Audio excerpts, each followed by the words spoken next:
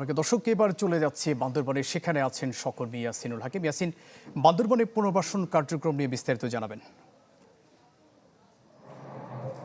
হ্যাঁ, জোবাইর আসলে বন্যার পানি নেমেছে প্রায় এক সপ্তাহ।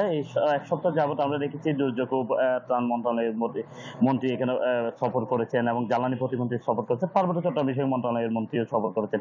তিনি বিভিন্ন জায়গায় ক্ষতিগ্রস্ত এলাকায় তারা পরিদর্শন করার পর তারা কিন্তু বিভিন্ন কিছু আশ্বাস দিয়েছে, পুনর্বাসনের কথা বলেছিল, কিন্তু সেটা আসলে আশ্বাসে রয়ে গেছে। এখনো পর্যন্ত সেভাবে আসলে পুনর্বাসন শুরু হয়নি বললে চলা যায়।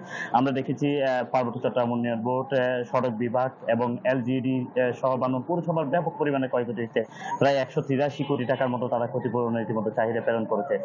আমরা জেলা প্রশাসকের সাথে কথা বলেছিলাম। জেলা প্রশাসক সানিউল ফেরদৌস জানিয়েছে বান্দরবানে আসলে জেলা প্রশাসন কর্তৃক আসলে পুনর্বাসনের তেমন কোনো সুযোগ না থাকলেও কিন্তু বিভিন্ন দপ্তর থেকে যে প্রতিবেদনগুলো প্রেরণ করা হয়েছে সেক্ষেত্রে তারা পুনর্বাসনের এখনো পর্যন্ত কোনো কার্যক্রম শুরু করেনি। তবে কিছু কিছু এনজিও আসলে কাজ করতে বলে জানিয়েছে এবং তিনি এটিও জানিয়েছে বান্দরবান পৌরসভার কিছু কিছু জায়গায় পুনর্বাসনের কাজ শুরু হয়েছে। তবে সড়কের বিভিন্ন ক্ষয়ক্ষতি যে ক্ষতিটি হয়েছে সেটি পুষিয়ে নেওয়াটা আসলে অনেক সময়ের ব্যাপার। এখনো পর্যন্ত বান্দরবানের সাথে রাঙ্গামাটি সড়ক যোগাযোগ বন্ধ রয়েছে এবং বিভিন্ন জায়গায় আসলে পুনর্বাসনের যে কথা সেটা কিন্তু কাগজে কলমে রয়ে গেছে। আমরা জেলা প্রশাসনের সাথে কথা বলার পর তিনি এটিও জানিয়ে আসলে পুনর্বাসনের জন্য তিনি বিভিন্ন চাহিদাপত্র পাঠিয়েছেন। প্রায় 12,500 মানুষের ক্ষতিগ্রস্ত প্রাথমিক তালিকা করা হয়েছে।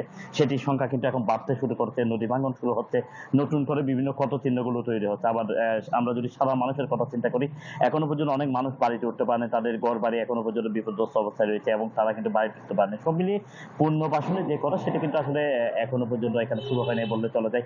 তবে আমরা যেটি শুনছি জেলা পরিষদ, উন্নয়ন বোর্ড, জেলা প্রশাসন এবং বেশ কিছু এনজিও আসলে খুব শীঘ্রই শুরু করবে। তবে এখনো পর্যন্ত ক্ষতির আসলে সঠিকভাবে যে তথ্য সেটা এখনো পাওয়া যায়নি এবং যেটি হচ্ছে কৃষি বিভাগে প্রায় 20 কোটি টাকার ক্ষয়ক্ষতি হয়েছে, মৎস্য বিভাগেও প্রায় 5 থেকে 6 কোটি টাকার ক্ষয়ক্ষতি হয়েছে। সবথেকে বেশি ক্ষয়ক্ষতি হয়েছে আসলে বিভিন্ন বিভাগের যে সড়কগুলো রয়েছে, সড়ক বিভাগ, এলজিডি, উন্নয়ন বোর্ড, বান্দরবান পৌরসভা, পিআইইউ থেকে শুরু করে প্রায় 183 কোটি টাকার আসলে ক্ষতির ইতিমধ্যে তালিকা করা হয়েছে। কিন্তু সব জায়গায় কিন্তু এখনো পুনর্বাসনের কাজ শুরু না হওয়ার কারণে কিন্তু মানুষ আসলে বিপাকে পড়েছে। অন্য জায়গায় আমরা লক্ষ্য করেছি কৃষিতে যে এখন আমন ধানের বীজতলা তৈরি বা কৃষকের যে সবজি আবাদ করা, এগুলো নিয়ে আসলে কৃষকরা রয়েছে আসলে দুশ্চিন্তায়। তাদের যে শেষ সম্বল সেটি যেহেতু বন্যা পানিতে তলিয়ে গেছে, তারও আসলে একটা সমস্যা রয়েছে। অন্যদিকে মৎস্য চাষিরা আসলে চিন্তা করছে যে মৎস্যের একটি ব্যাপক ক্ষতি হয়েছে, সেই ক্ষতি পুষিয়ে আসলে কিভাবে নিতে পারবে। তো সরকারের যদি সে সহযোগিতাটা দ্রুত না হয় তাহলে কিন্তু তাদেরকে ঘুরে দাঁড়ানো যেমন কষ্ট হবে এবং পাশাপাশি মানুষের সঠিক পুনর্বাসন হওয়া এবং সবকিছু স্বাভাবিক করাটা আসলে একটা চ্যালেঞ্জের মধ্যে রয়ে যায়। জোবাই।